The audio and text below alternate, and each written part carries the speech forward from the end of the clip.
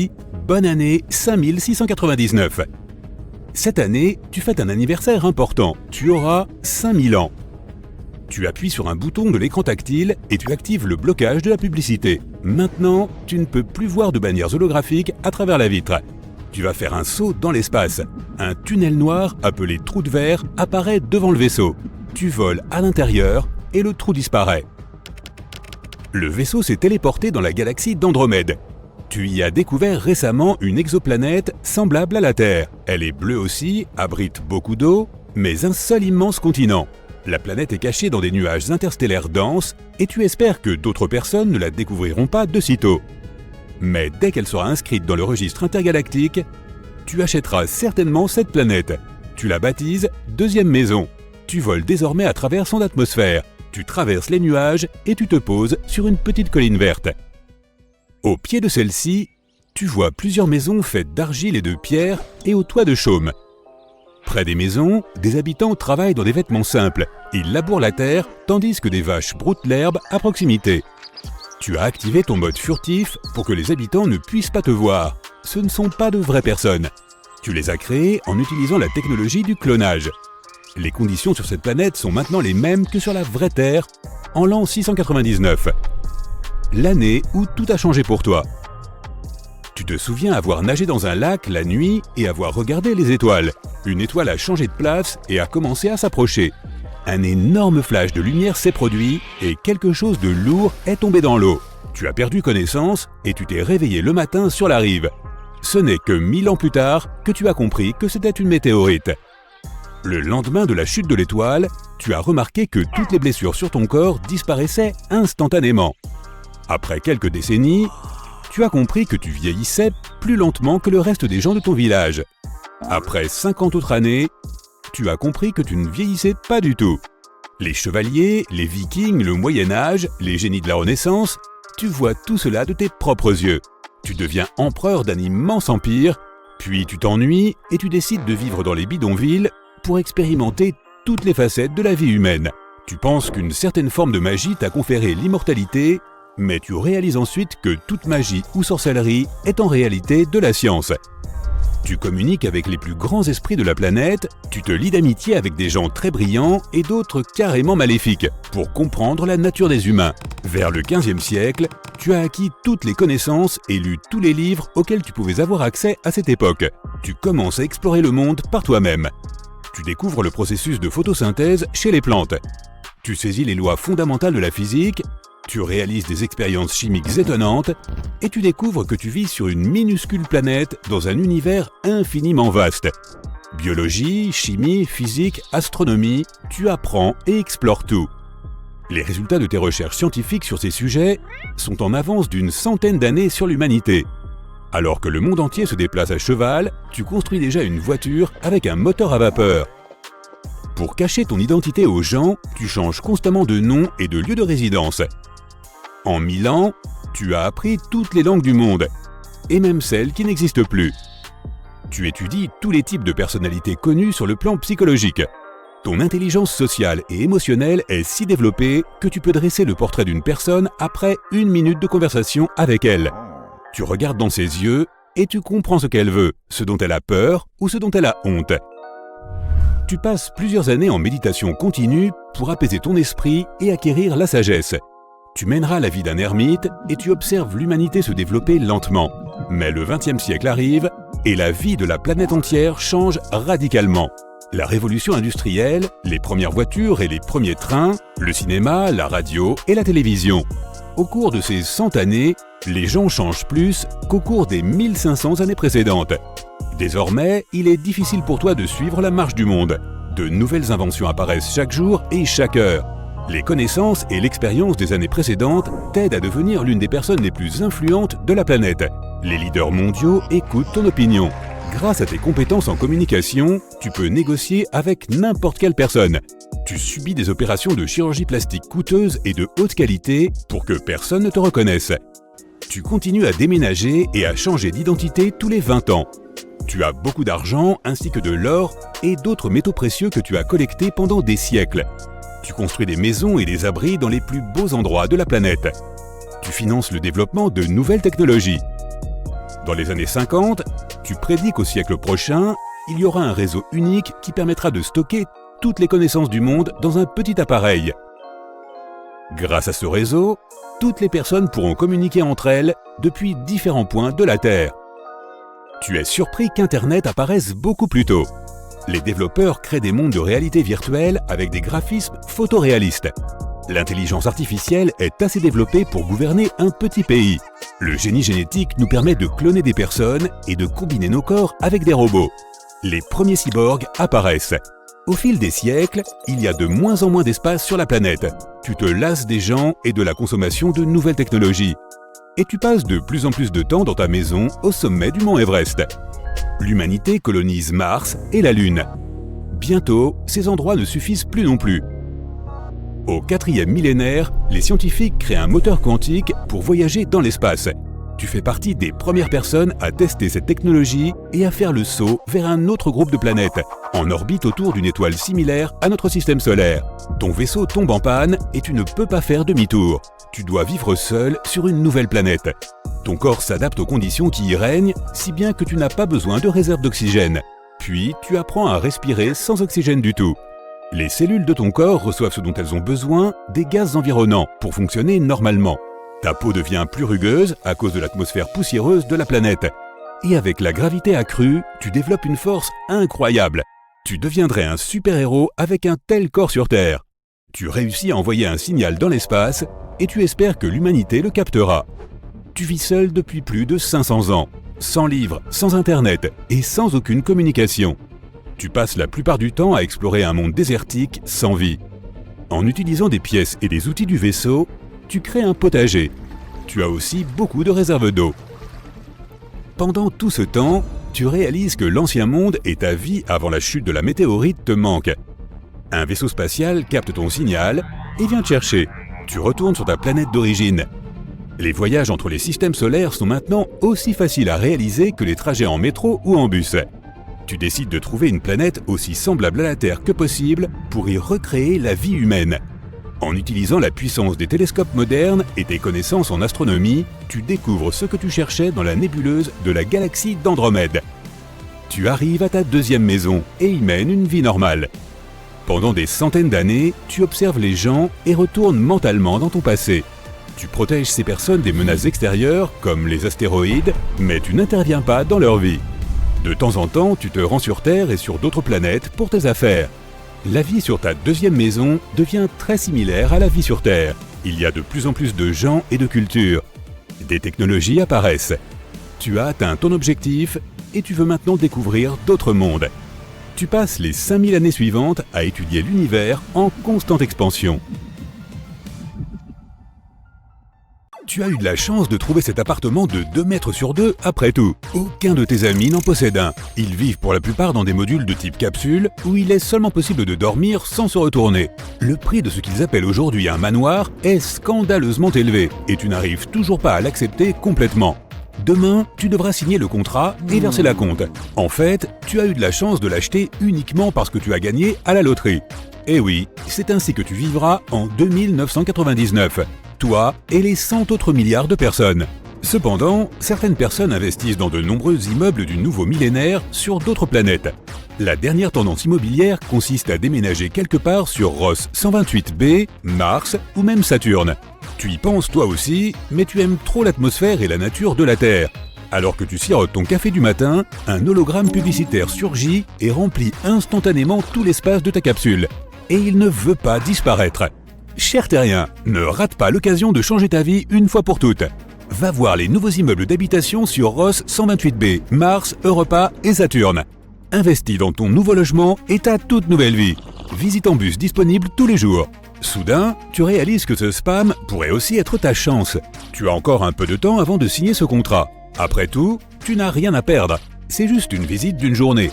Après tout, 11 années-lumière de la Terre à Ross 128b, ce n'est pas grand-chose. Juste quelques heures à bord du bus spatial fourni par l'agence. Tu vas aller là-bas et tu vas voir qu'il n'y a pas d'endroit comme la Terre. Allez, juste pour t'assurer que tu as fait le bon choix. Tu te précipites à la station du bus spatial et tu arrives juste à temps. 3, 2, 1, c'est parti. Le bus s'arrête et 2 heures plus tard, tu es arrivé sur Ross 128b. Waouh! Elle ressemble un peu à la bonne vieille Terre que tu as vue dans les présentations scientifiques à l'université. La surface est rocheuse avec quelques taches vertes. Ce doit être les forêts et les prairies que les scientifiques essaient de réintroduire. Il y a une atmosphère bien qu'artificielle. L'agent immobilier dit qu'en fait, c'est parfait. Fini les soucis météorologiques imprévus. Tout est contrôlé par les habitants. Le seul inconvénient étant que plus le temps est beau, plus la facture sera salée le mois prochain. La protection contre les UV est aussi vraiment essentielle sur Ross 128b. Son indice est 38% plus élevé que sur Terre, de sorte qu'un écran solaire ordinaire s'avère totalement inutile. On dit que cette planète est une jumelle de la Terre, mais tu n'es pas d'accord. Il y a peu de végétation, mais tout a l'air si bizarre qu'on a l'impression d'être dans un jeu vidéo. À côté de l'immeuble, il y a un potager et une petite ferme qui produit de la nourriture biologique pour les habitants. Alors tu décides de faire un tour pour voir comment ça marche. Les fruits et les légumes ont l'air vraiment bizarres. Tu réalises que ce doit être un pommier, mais il a des puces électroniques au lieu de boutons de fleurs, et les fruits sont cubiques. Il y a des pommes de toutes les couleurs de l'arc-en-ciel. Tu avances et tu tombes sur un petit rocher, l'une des rares choses d'origine de cette planète qui n'ont pas été importées de la Terre. Un papillon se pose sur le bout de ton nez. Tu veux le toucher, mais dès que tes doigts l'atteignent, l'insecte se disperse en de nombreux pixels. L'agent immobilier court vers toi et t'aide à te remettre sur tes pieds. Elle dit que toute la faune de la planète est encore représentée sous forme d'hologramme, car le transfert depuis la Terre ne semble pas possible pour le moment. Tous les éléments de la faune sont étroitement liés entre eux, et même le plus petit papillon peut faire une différence spectaculaire. Avec l'argent que tu as pour la compte sur Terre, tu peux t'offrir un appartement à 2 étages sur cette planète. Le seul problème est le trajet fatigant pour aller travailler chaque jour. Allez tout le monde, Mars est devant nous, nous avons encore beaucoup d'immeubles d'habitation à vous montrer. Oh, c'est l'agent immobilier qui t'appelle. Tu montes dans ce bus et quelques temps plus tard, tu atterris sur Mars. En 2999, elle est tout simplement spectaculaire, mais un peu trop ensablée. Les scientifiques n'arrivent toujours pas à amener de l'eau liquide sur cette planète, même si l'atmosphère est tout à fait normale. La planète est trop chaude maintenant qu'ils ont essayé de la rendre habitable. Même s'il y a des glaciers, toute l'eau se transforme instantanément en gaz à cause de la chaleur. Tu aperçois de grandes machines dans le ciel. L'agent immobilier dit qu'il s'agit de pièces d'équipements essentiels qui piègent l'eau sous forme de gaz dans le ciel pour fabriquer de l'eau martienne en sachet. Elle te donne un sachet pour que tu l'essaies. Ça ressemble à un ballon d'air bizarre. Tu l'inhales et tu n'as jamais goûté quelque chose comme ça avant. Et tu n'arrives toujours pas à comprendre comment ce gaz a pu étancher ta soif. Les principales plantes sur Mars sont des cactus de toutes formes. Ils se sont parfaitement adaptés à son atmosphère et les scientifiques ont même réussi à mélanger les gènes d'autres plantes avec ceux des cactus. Ces grandes plantes sont un type martien d'érable. On peut le deviner en regardant les feuilles. Regarde, voici des poires qui poussent sur ce grand cactus. Et tu vois aussi des mangues, des avocats et des fruits de toutes sortes. Ils semblent se développer. Le soleil brille et ils sont entourés d'eau sous forme de gaz. On se sent presque chez soi ici. Alors que Ross 128b doivent encore être aménagés, cela fait plus de 200 ans que le premier ranch a été construit sur Mars. Cependant, l'immobilier est plus cher ici, donc tu ne peux t'offrir qu'un joli studio. Ça semble être une bonne affaire, mais il est temps de visiter une autre planète. Tu te diriges vers Europa, une des lunes de Jupiter. Tu es allé sur cette planète l'année dernière en vacances et tu as beaucoup aimé. Il y a 1000 ans, les scientifiques pensaient qu'il y avait de l'eau sous sa croûte glacée. Et ils avaient raison.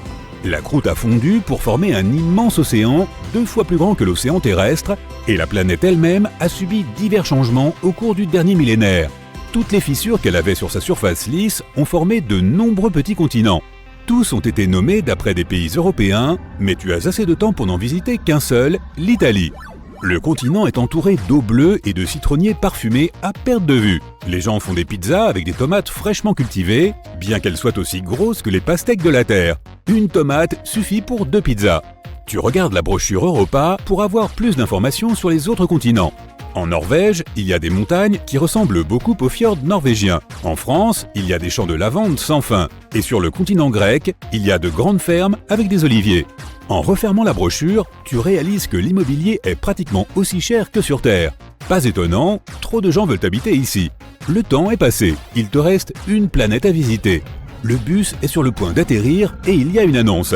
Bienvenue sur Saturne. Mettez vos masques de plongée et découvrez notre ultime immeuble d'habitation. Les scientifiques ont passé plus de 250 ans à essayer de solidifier Saturne, mais en vain. Finalement, ils ont décidé d'essayer de faire les premières colonies dans les années 2980, quand tu étais enfant. La gravité sur Saturne est un peu plus forte que sur Terre, ce qui a permis aux scientifiques de construire de grands complexes sous dôme pour que les gens puissent y habiter. Dans les profondeurs des océans gazeux de Saturne, on trouve une faune très variée, méduses, pieuvres et même des requins. Ils ont l'air un peu différents puisqu'ils essaient de s'adapter à leur vie sur une autre planète. Leurs nageoires sont beaucoup plus grandes pour les aider à supporter des vents incroyablement forts de 1700 km/h. Mais la partie la plus incroyable est la flore. Les algues de Saturne se déclinent dans au moins 3000 couleurs différentes.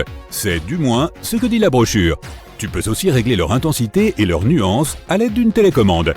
2 heures plus tard, tu es de retour dans ta capsule. Tu continues à te retourner dans ton lit, c'est ta dernière nuit ici. Demain est le grand jour, mais tu es encore indécis. Tu as vu ce studio sur Mars dans tes rêves et tu as mangé des crêpes martiennes garnies de sirop de cactus et d'érable. Le réveil sonne. Félicitations, tu es maintenant le propriétaire de ton propre appartement sur Terre. Très peu de gens peuvent le faire en 2999, Monsieur Sanders. Tu tiens un trousseau de clés dans ta main. Une notification bip sur ton téléphone. Louez votre appartement sur Terre et déménagez sur Mars. Tu n'auras plus jamais à travailler. Tu sais que tu vas prendre la bonne décision et tu te mets à sourire. Ceci est la Terre, il y a 335 millions d'années. Je n'existais pas encore, mais il n'y a qu'un supercontinent, la Pangée, tu vois? Regardons-les se déplacer en avance rapide. Ok, on y est, il vient juste de se séparer en 2 énormes morceaux. L'Australie va par ici, l'Amérique du Nord et du Sud par là. Afrique, Asie, Europe se forment, et voilà la planète telle qu'elle est aujourd'hui. Et ça continue. Je veux dire, les continents sont toujours en mouvement. Avec le temps, certains d'entre eux vont s'écraser sur les autres, d'autres vont se séparer, mais ce phénomène va prendre environ 100 millions d'années. Mieux vaut le mettre en avance super rapide.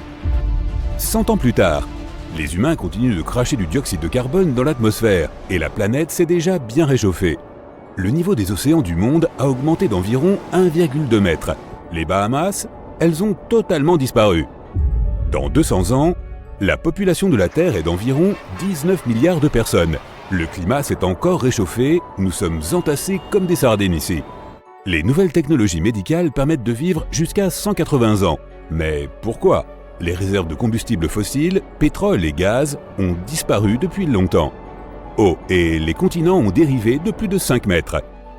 La sonde spatiale Voyager 1 est sur le point d'entrer dans un nuage d'astéroïdes aux confins du système solaire. C'est l'objet artificiel le plus éloigné dans l'univers, je suppose.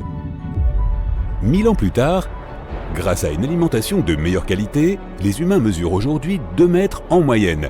La technologie a résolu les problèmes de pollution et de pénurie de carburant. L'humanité se porte à merveille, les robots font tout le travail, nous nous éclatons toute la journée. Le niveau des océans a encore augmenté de 3 mètres. Des îles comme les Seychelles, les Maldives, les Galapagos et bien d'autres ont été submergées. Le Danemark, les Pays-Bas, l'Est de l'Angleterre, la Thaïlande et le Vietnam ne sont que partiellement sous l'eau. Il y a eu une énorme migration humaine ces 100 dernières années. Avance rapide d'environ 5000 ans.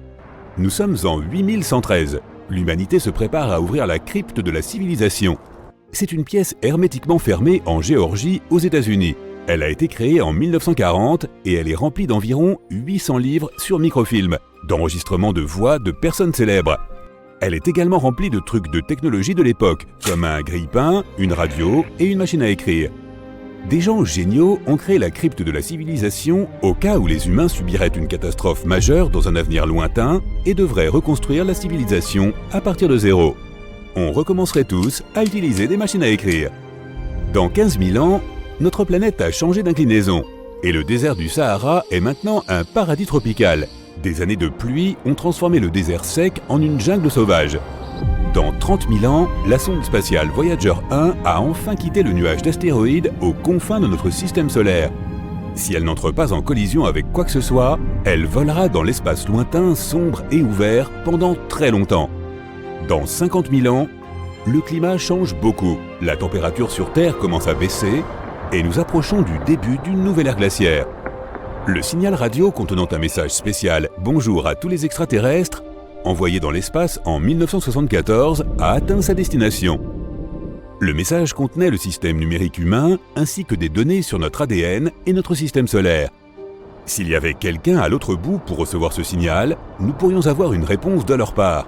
Dans 100 000 ans, l'une des plus grandes étoiles connues dans notre galaxie, Canis Majoris, explose avec une force énorme.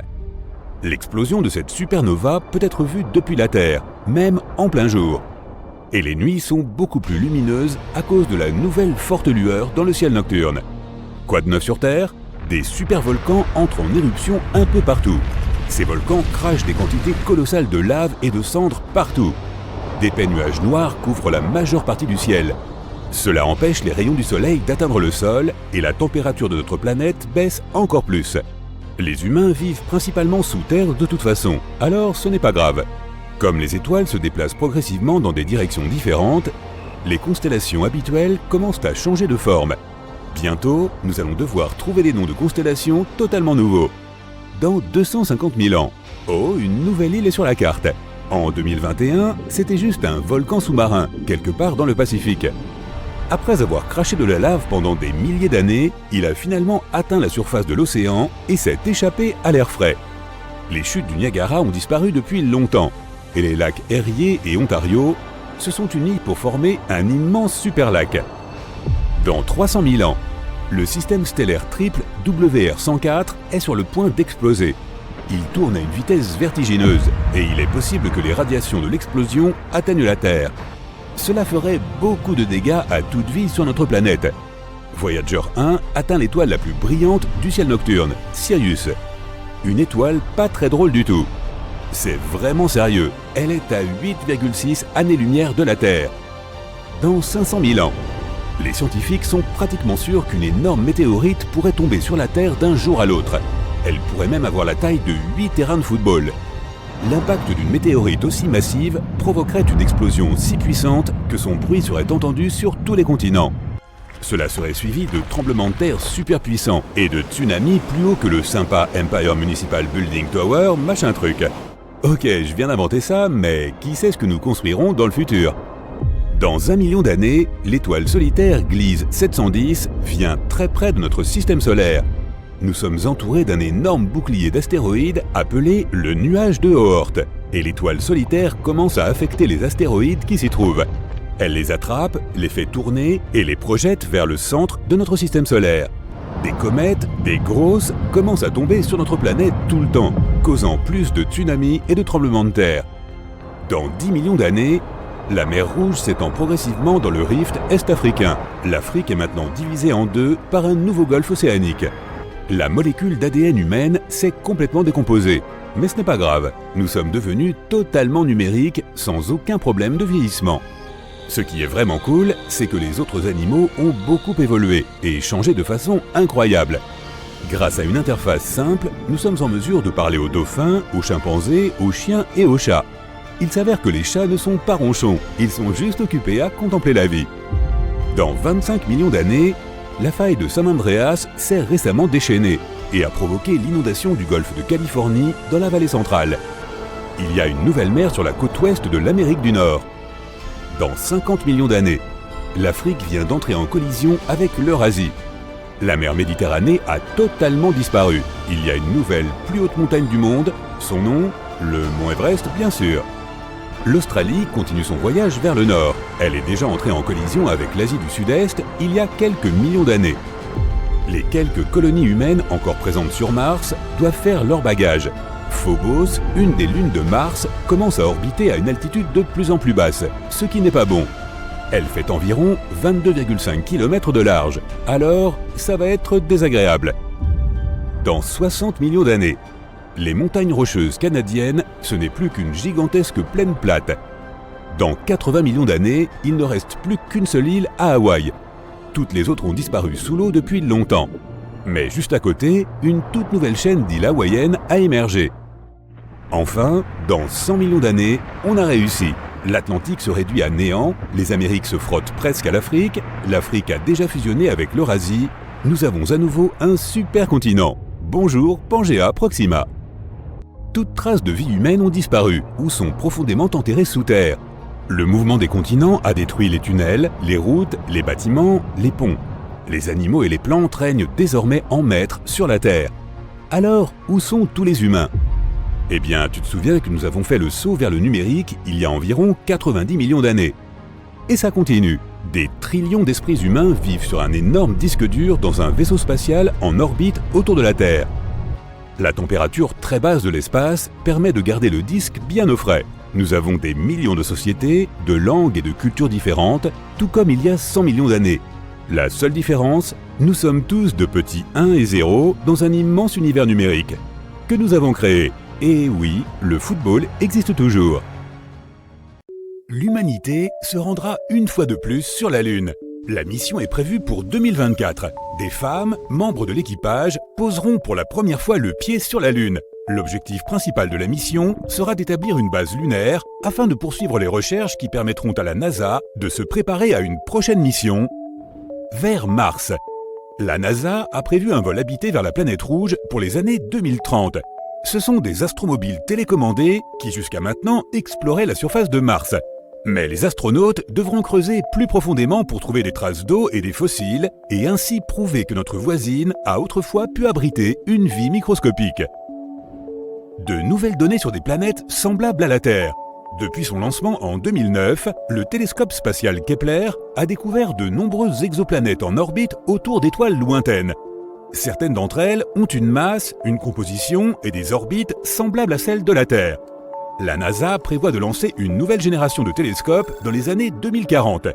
Ils nous aideront à trouver de véritables sosies de notre planète et même à prendre des photos de leur surface. Le retour de la comète de Halley. Il faudra attendre encore 41 ans avant de voir à nouveau la comète la plus célèbre. La comète de Halley nous rend visite comme tous les 75 ans. Certaines personnes réussiront donc à la voir 2 fois dans leur vie. La plus longue éclipse solaire. Dans 166 ans, je serai encore là, c'est sûr, le soleil s'obscurcira pendant 7 minutes et 29 secondes. C'est assez proche du maximum prévu. Ce sera aussi l'éclipse la plus longue que la civilisation humaine aura vue en 10 000 ans. L'arrivée de l'astéroïde le plus célèbre. 1950, DA était autrefois fortement suspecté, parmi les objets géocroiseurs que nous connaissons, de pouvoir un jour frapper notre planète. Heureusement, on a estimé par la suite que la probabilité qu'il le fasse était en fait inférieure à 0,1%. Il passera très probablement non loin de nous le 16 mars 2880. Note cette date dans ton calendrier. Et cela nous apportera la conviction que nous sommes en sécurité pour un moment. Cet astéroïde fait plus d'1 kilomètre de diamètre, ce qui est suffisant pour anéantir toute forme de vie sur Terre. Une nouvelle étoile polaire ? La Terre tourne comme une toupie. Observe bien l'un de ses jouets et tu remarqueras que sa pointe dessine des cercles dans l'air. L'axe de la Terre, une ligne imaginaire qui passe par les pôles, fait un tour complet une fois tous les 26 000 ans. Il s'oriente vers différentes étoiles en cours de route et notre étoile polaire change en conséquence. En l'an 3000, Gamma Cephei partagera le titre d'étoile du Nord avec Alpha Ursae Minoris, car l'axe de la Terre sera orienté à mi-chemin entre ces deux astres. Une première supernova proche de la Terre. Antares est la 15e étoile la plus brillante de notre ciel nocturne. C'est aussi une supergéante rouge en fin de vie, 12 fois plus grosse que le Soleil. Les étoiles aussi massives vieillissent jusqu'à s'effondrer sur elles-mêmes, produisant d'énormes supernovas. Pour Antares, cela se produira dans seulement 10 000 ans, ce qui n'est rien pour une étoile de 12 millions d'années. L'explosion qui en résultera sera trop lointaine pour affecter la vie sur notre planète de manière négative. Mais le spectacle sera visible d'ici, même en plein jour. Message à l'univers transmis. Arecibo est le nom d'un message codé décrivant l'humanité, la vie sur Terre et l'avancement de nos connaissances scientifiques. Il a été diffusé depuis le radiotélescope d'Arecibo et vise le centre de l'amas M13 situé à 25 000 années-lumière de notre planète. Dans 25 000 ans, il atteindra enfin sa destination. La nouvelle étoile la plus proche. Dans environ 36 000 ans, l'étoile Ross 248 sera l'étoile la plus proche de notre système solaire. Elle se trouvera à seulement 3 années-lumière de nous et détrônera Proxima Centauri qui se trouve à un peu plus de 4 années-lumière. Ross 248 restera l'étoile la plus proche pendant environ 9 000 ans, puis elle s'éloignera à nouveau. Mais alors, le quartier ne t'a pas plu ? Le premier objet interstellaire fabriqué par l'homme. Dans 40 000 ans, Voyageur 1 atteindra un point situé à 1,5 années-lumière de l'étoile Gliese 445. Cette sonde est entrée avec succès dans l'espace interstellaire en 2013. Malheureusement, ces systèmes tomberont en panne en 2025 ou peu après. Voyageur 1 porte aussi un message, un enregistrement sonore du mot bonjour en 55 langues, de la musique classique et du rock'n'roll, ainsi que des sons de notre chère faune terrienne. Saturne mise à nu. Dans 100 000 ans, Saturne perdra ses magnifiques anneaux. Cela se produira peu à peu, sa gravité colossale attirera progressivement toutes les roches et les fragments de glace qui forment cette ceinture si célèbre. Ils finiront tous par tomber et seront écrasés et brûlés par l'atmosphère de la planète. Comme c'est dommage. Mais ce système d'anneaux se trouve au milieu de son cycle de vie. Nous sommes donc incroyablement chanceux d'avoir pu le voir dans toute sa splendeur. Une supernova vraiment effrayante. L'étoile WR104 explosera en une supernova dans 300 000 ans. Cette étoile est située à 75 000 années-lumière de nous, et son explosion ne nous affectera pas du tout. Mais il y a une petite chance qu'elle produise aussi un sursaut de rayons gamma. Si ce flux d'énergie se trouve être dirigé droit vers nous, il aura un impact négatif sur la vie terrestre. Bonne nouvelle, les scientifiques disent que c'est très peu probable. Collision de lunes. Les lunes d'Uranus forment un système très instable. Certaines suivent des orbites qui se croisent. Uranus a déjà 2 anneaux de débris provenant des collisions passées de ses satellites naturels. Desdemone et Cressida vont s'écraser l'une contre l'autre au cours du prochain million d'années et produire de nouveaux anneaux. Une étoile beaucoup trop proche. L'étoile vagabonde Gliese 710 s'approche de notre système solaire et elle n'en sera qu'à 1 année-lumière d'ici 1,3 million d'années. Cela n'aura pas d'impact majeur sur les planètes, mais sa venue pourrait perturber le nuage de Oort qui entoure notre système solaire et qui est plein de comètes. Depuis la Terre, l'étoile ressemblera aux planètes les plus brillantes de notre ciel actuel et nous observerons un plus grand nombre de comètes. Une supernova dans notre voisinage. D'ici quelques millions d'années, l'étoile Spica, qui se trouve à seulement 240 années-lumière de nous, explosera en supernova.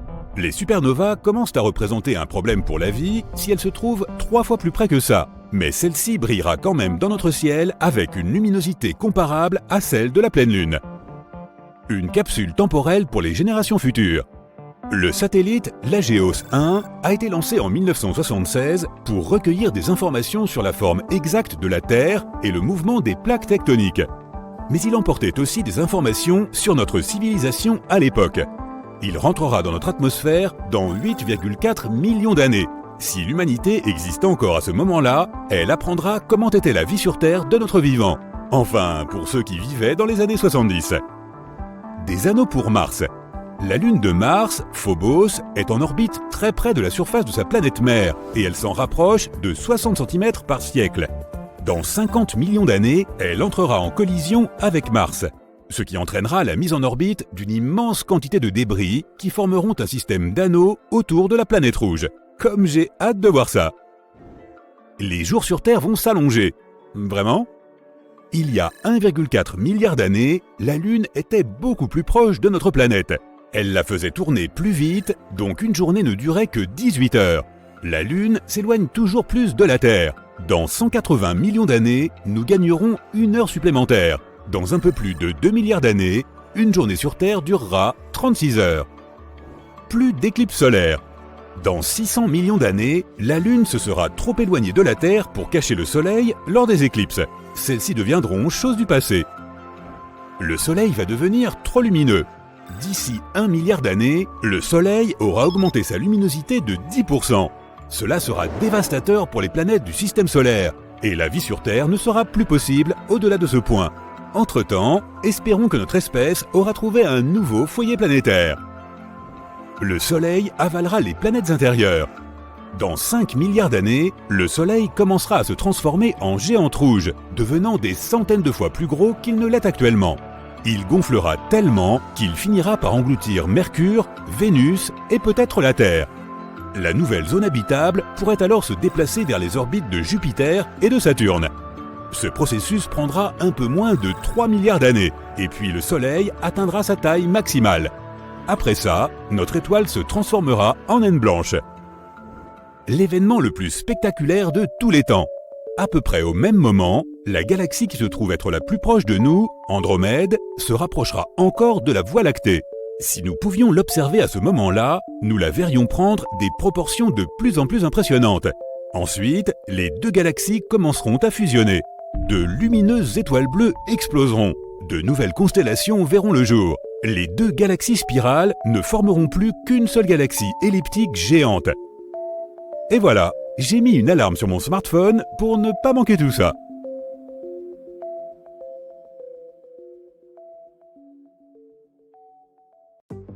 « 15 000 ans après la fondation de la première colonie spatiale, planète Kepler 452b, 1400 années-lumière de notre bonne vieille Terre. Bonjour étudiants de première année, nous sommes heureux de vous accueillir à l'Université intergalactique. L'espace infini est désormais notre maison, à nous les humains. Mais il y a des milliers d'années, nous vivions sur une seule planète que nous appelons désormais Vieille Terre. Je comprends, c'est difficile à croire. Aujourd'hui, c'est une immense réserve naturelle. Des mammouths et des stégosaures peuplent sa surface et des ptérodactyles volent dans le ciel. Il s'est avéré plus facile de recréer les animaux qui la parcouraient il y a des millions d'années que de comprendre comment vivaient nos ancêtres. Le grand cataclysme leur a fait abandonner précipitamment la planète, laissant derrière eux une grande partie de son héritage, et maintenant nous l'étudions à nouveau. Mais nos fouilles soulèvent plus de questions qu'elles n'apportent de réponses. Gratte-ciel, autoroutes, centres commerciaux, cafés, tout est enfoui sous le sable et la terre. La rouille a rongé le métal et le temps transforme lentement le béton en poussière. Même le barrage Hoover et celui des Trois Gorges en Chine se sont effondrés. Les structures colossales se sont transformées en tas de pierres. Les plantes ont envahi les bâtiments restants qui se sont transformés en habitat idéal pour des millions de créatures. Mais il y a aussi de bonnes nouvelles. Les visages sculptés dans le mont Rushmore sont toujours visibles. La montagne est en granit et cette roche est l'une des plus dures de la vieille Terre. Depuis plus de 15 000 ans, les visages des présidents américains ne se sont effacés que de 5,1 cm. Le monument restera debout pendant des millions d'années. Et la dernière expédition dans le désert du Sahara a réussi à extraire la grande pyramide de Gizeh du sable. Maintenant, n'importe quel touriste peut acheter un billet et admirer cette merveille, que même les terriens considéraient comme très ancienne. Étonnamment, les ruines et les murs effrités des châteaux médiévaux d'Europe ont survécu. Ils sont construits en pierre massive et sans armature métallique, qui se dilatent et détruisent la pierre en rouillant. Nos ancêtres ont laissé derrière eux une énorme quantité de déchets. Des bouteilles vides, des emballages en plastique, des papiers, tout cela aide les scientifiques à recréer les habitudes de consommation des gens du passé. Grâce à cela, nous savons avec certitude que dans les années 2000, près de 8 milliards de personnes mangeaient principalement des chips, des barres chocolatées et des pizzas. Et ils buvaient rarement de l'eau. En revanche, ils adoraient le café. 60% des terriens vivaient sur Internet pendant 7 heures par jour. 2 milliards de sites web fonctionnaient 24 heures sur 24 et 7 jours sur 7. Au début, les informations étaient stockées sur des disques durs, des lecteurs flash et des disques compacts. Mais ce type de stockage est devenu obsolète au bout de quelques années. Le cloud a pris leur place. Il s'agissait d'un stockage en ligne avec des serveurs connectés au réseau mondial. Ils ont enregistré toute la vie de la civilisation terrestre et ont été stockés dans des centres de données. Dans l'espace, l'Internet de la Terre ne fonctionnait pas bien. Apparemment, les énormes distances et le manque de connaissances techniques en auront été les principaux freins. Imagine qu'un habitant de Pluton veuille connaître la différence entre les pizzas margarita et calzone. Il clique sur le lien et attend quelques heures pour qu'il s'ouvre. Si la pâte est déjà dans le four, pas de chance. Chaque colonie a organisé son propre système Internet en envoyant des satellites en orbite autour de sa propre planète. Il a fallu du temps pour connecter des milliers de colonies dans la toile intergalactique que nous connaissons maintenant sous le nom d'Uninet. Lorsque le cataclysme a frappé, les gens ont dû s'échapper, abandonnant leur planète à son sort. L'électricité a été coupée. Personne n'a entretenu les serveurs, ni les centres de données, et beaucoup d'informations sur leur civilisation ont été perdues. Nous avons excavé des kilomètres de profondeur dans la Terre et trouvé de nombreux artefacts intéressants. Chers étudiants, je vous invite à observer cette chose étonnante. Les terriens l'appelaient appareil photo. Les gens prenaient des photos de leur nourriture, de leurs jogging matinaux et de leurs nouvelles chaussures avec. Mais ce que nos scientifiques n'ont pas compris, c'est que les peuples anciens communiquaient aussi avec cet appareil. L'un des principaux mystères du passé sont ces plats de différentes tailles. Les archéologues en trouvent dans presque toutes les maisons. Ils portent des noms. Fido, Médor, Sultan, Poupette.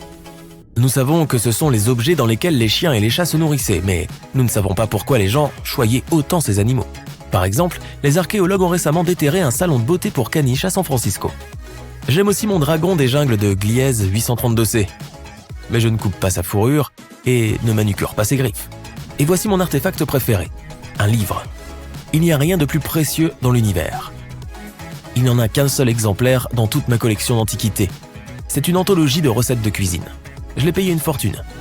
Les ruines des musées sont des trésors pour les archéologues et toute la nouvelle humanité. Ces bâtiments se sont effondrés il y a longtemps et ressemblent maintenant à des ruines ordinaires, envahies par les herbes. Les musées sont comme des perles dans l'océan. Elles reposent au fond et attendent d'être extraites de leurs coquilles. Et parfois, les archéologues y parviennent. Les livres, les tableaux, les documents et les vêtements sont pour la plupart tombés en poussière. Mais nous pouvons apprécier les statues qui ont été sculptées dans le marbre par les maîtres de la Grèce et de la Rome antique. Sur les murs des grottes du monde entier, il y a des dessins d'animaux et des empreintes de mains des premiers humains. Ils ne savaient pas lire, conduire une voiture ou piloter un vaisseau spatial. Mais leurs peintures ont survécu. C'est incroyable. Au fil des milliers d'années, le temps a rongé d'énormes barrages, des villes avec des gratte-ciels et des ponts. Mais la pomme d'un ancien humain orne encore la paroi froide et rugueuse d'une grotte. L'archéologie spatiale devient de plus en plus populaire. Des milliers de tonnes de débris spatiaux volent autour de la vieille Terre. L'expérience ultime est la visite de la sonde Voyageur 1. Les terriens l'ont envoyée dans l'espace au tout début de leur développement. Je vois vos sourires condescendants. Aujourd'hui, un tel appareil peut être assemblé par n'importe quel étudiant de première année, à partir de pièces détachées dans le garage de ses parents. Mes chers étudiants, ne nous moquons pas de nos ancêtres. Ils ont fait de leur mieux. Voyageur 1 n'est pas un simple satellite. On peut le comparer à une bouteille jetée à la mer. Et la mer cosmique est des millions de fois plus grande que l'océan Pacifique de la vieille Terre. Les ingénieurs du passé ont laissé une capsule temporelle avec un message dans la sonde.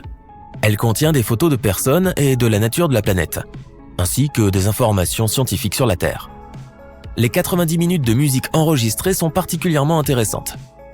C'est un véritable cadeau de nos ancêtres pour nous, pour le peuple de l'espace. Les signaux radio que l'humanité a envoyés dans l'espace ont également survécu. Nous les avons suivis à la trace. Les émissions radio, les conversations téléphoniques, les clips musicaux continuent leur voyage dans l'espace. Des millions d'années plus tard, ils s'affaibliront et ne laisseront derrière eux qu'un écho électromagnétique. En 2020, il y avait 1,4 milliard de voitures sur la vieille Terre. Incroyable, mais elles se déplaçaient grâce à des pneus en caoutchouc sur des routes d'asphalte, pas dans les airs. Lorsque les humains se sont envolés dans l'espace, ils ont laissé leurs véhicules sur la planète. En quelques centaines d'années, les voitures ont complètement disparu et se sont transformées en tas de métal, de plastique et de caoutchouc. L'un d'entre eux qui a survécu pendant des millénaires est le Lunar Roving Vehicle. Il n'y a pas d'air, pas d'eau et pas de séisme sur la Lune. Tout ce qui arrive ici est en quelque sorte figé dans le temps. Et c'est ce qui est arrivé au rover. Les archéologues ont trouvé beaucoup d'autres engins spatiaux entiers et écrasés sur la Lune. Ces appareils sont des artefacts inestimables dans le musée des technologies primitives de la Terre. Dans l'archipel de Svalbard, dans l'océan Arctique, les scientifiques ont enfin mis au jour la réserve mondiale de semences. Les terriens l'ont construite en 2008, c'est devenu une véritable attraction. L'énorme silo contenait 4,5 millions d'échantillons de 500 graines chacun. Des milliards de graines ont permis d'assurer l'agriculture des colonies. Grâce à elles, vous pouvez maintenant manger du popcorn et des hamburgers avec de vrais petits pains. Pendant des milliers d'années, les graines ont été conservées sans attention humaine. Ce n'est pas un miracle, mais un calcul scientifique précis. La réserve est construite sous terre à une profondeur de 120 mètres. Il n'y a pas de tremblement de terre ou d'inondation à cet endroit, et le permafrost a fourni la température optimale pour que les graines survivent. La plupart des métaux sont extraits d'un minerai. Ces minerais ne contiennent pas de métaux purs, mais seulement leurs composés chimiques. Pour obtenir du fer pur, le minerai doit d'abord être fondu. Mais il y a un problème. Les métaux provenant du minerai s'oxydent au contact de l'eau ou de l'oxygène. En termes simples, ils rouillent. C'est ainsi que le métal retourne à son état naturel de minerai. C'est pourquoi les clous, les clôtures métalliques, les ponts et les maisons rouillent et s'effondrent. Mais cela n'arrive pas avec l'or, l'argent et le platine. Les objets fabriqués à partir de ces métaux sont éternels et ne perdront jamais leur forme. À condition bien sûr que tu ne te mettes pas à frapper les bagues et les pendentifs avec un marteau. Lors de fouilles, les archéologues ont trouvé des milliers d'articles de bijouterie. Les terriens aimaient les porter sur leur corps. Couronnes, colliers luxueux, alliances. Tous ces bijoux sont maintenant de l'histoire, conservés dans des musées galactiques. Imagine qu'on soit en 2025 et que notre planète ait complètement changé. L'élévation du niveau des mers, les phénomènes météo extrêmes et l'océan de plus en plus acide ne sont que quelques-uns des problèmes auxquels les gens sont confrontés depuis des années. Mais dans l'une des plus grandes villes côtières du monde, la situation est devenue trop grave. C'est par une journée ensoleillée du mois de juin qu'un violent tremblement de terre a secoué toute la ville. Le sol s'est soulevé et a tremblé, et les bâtiments ont dangereusement oscillé. Les gens ont couru dans les rues, paniqués pour se mettre à l'abri. Mais dès que le sol s'est stabilisé, les habitants de la ville ont réalisé le véritable danger. Un mur d'eau de près de 30 mètres de haut se précipitait vers la ville, propulsé par la force du tremblement de terre. Le tsunami a frappé la ville avec une force inimaginable. Des quartiers entiers ont été anéantis et des milliers de personnes ont perdu la vie. Mais c'est là que les choses deviennent intéressantes. Après la catastrophe, les autorités de la ville ont réalisé qu'elles ne pouvaient pas se contenter de la reconstruire telle qu'elle était auparavant.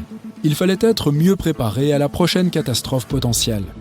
C'est ainsi qu'elles ont conçu un projet incroyablement ambitieux, construire une ville sous-marine. L'objectif était de créer une ville autosuffisante et durable sous la surface de l'océan, capable de résister à n'importe quelle catastrophe naturelle. La ville sous-marine serait alimentée par des énergies renouvelables, notamment l'énergie marémotrice et des panneaux solaires sous-marins. Elle serait conçue pour résister à des conditions météo extrêmes et disposerait de ses propres systèmes d'intervention d'urgence. Le projet a attiré certains des meilleurs scientifiques, ingénieurs et architectes du monde. Ils ont travaillé sans relâche à la conception de la ville et ont soigneusement étudié chaque aspect du projet. La ville sous-marine aurait tout ce qu'une ville normale possède, des écoles aux hôpitaux en passant par les magasins et les restaurants. Il y aurait des fermes sous-marines où les poissons et autres créatures marines pourraient se développer. La ville aurait même son propre système de transport, des sous-marins avancés et des tunnels sous-marins reliant les différentes parties de la ville. Le projet a fait naître une lueur d'espoir chez les habitants. Cela prouvait que même face à un désastre, on pouvait s'unir pour créer quelque chose d'extraordinaire. Mais au fil du temps, le projet n'a plus semblé aussi idéal. Son coût s'est avéré plus élevé que prévu. On se demandait également combien de temps une telle ville pourrait durer, car après tout, l'océan est imprévisible. Et pourtant, l'équipe de scientifiques et d'ingénieurs n'a jamais baissé les bras. Après des années d'essais et d'erreurs, ils ont finalement créé la ville sous-marine parfaite. Une merveille d'ingénierie, un écosystème autonome qui pourrait faire vivre les gens indéfiniment. Les bâtiments ont été construits dans un matériau capable de résister à l'immense pression qui règne au fond de l'océan. Et la ville elle-même était alimentée par un réseau de turbines hydroélectriques perfectionnées. La première vague de colons n'a pas tardé à arriver. Il y avait différentes personnes dans ce groupe et chacune d'entre elles avait ses raisons de choisir de vivre dans ce nouveau monde sous l'eau. Certains étaient des aventuriers à la recherche d'un nouveau monde à explorer, tandis que d'autres espéraient échapper aux catastrophes naturelles qui faisaient rage sur la terre ferme. Mais malgré leurs différences, toutes ces personnes partageaient un objectif commun: construire une nouvelle société en harmonie avec le monde naturel. La cité sous-marine a prospéré et de nouvelles découvertes ont été faites chaque jour. Les colons ont développé de nouvelles technologies et des moyens de dompter la puissance de l'océan. Ils ont appris à cultiver la mer et ont commencé à cultiver des jardins sous-marins qui leur fournissaient une alimentation régulière. Mais vivre sous l'eau n'était pas de tout repos. Les gens se sentaient isolés et même claustrophobes. La situation est devenue critique lorsqu'un groupe d'activistes a commencé à protester contre les plans d'expansion de la ville. Ils ont fait valoir que la ville sous-marine constituait une menace pour l'environnement qu'elle était censée protéger, et que les colons devaient s'efforcer de réduire leur impact sur la délicate vie sous-marine. La protestation a suscité un débat animé parmi les colons. Certains d'entre eux ont affirmé que la survie de la ville dépendait de sa croissance et de son expansion. D'autres ont affirmé que la ville devait donner la priorité à la protection de l'environnement avant tout. Finalement, un compromis a été trouvé. La ville continuerait à s'étendre, mais la priorité principale serait la durabilité et une attitude responsable vis-à-vis de la nature. Les colons feraient de leur mieux pour réduire leur impact sur l'environnement en utilisant les nouvelles technologies et en suivant des règles de conservation strictes. Et ils se souviendraient également de l'importance de protéger l'océan et son écosystème fragile. Les années ont passé et la ville sous-marine a continué à prospérer. De nouvelles générations de colons sont nées, et elles ont grandi dans un monde entièrement différent de celui que leurs ancêtres avaient connu. Ils n'ont jamais vu le monde de la surface, mais ont apprécié la beauté et la complexité du monde sous-marin qu'ils considéraient comme leur foyer. Au fil des années, la ville est devenue un symbole d'espoir pour un monde aux prises avec les effets dévastateurs du changement climatique.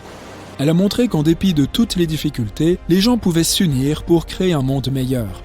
Elle nous rappelle que l'avenir n'est pas gravé dans la pierre et que nous pouvons le construire de manière durable et en harmonie avec le monde naturel.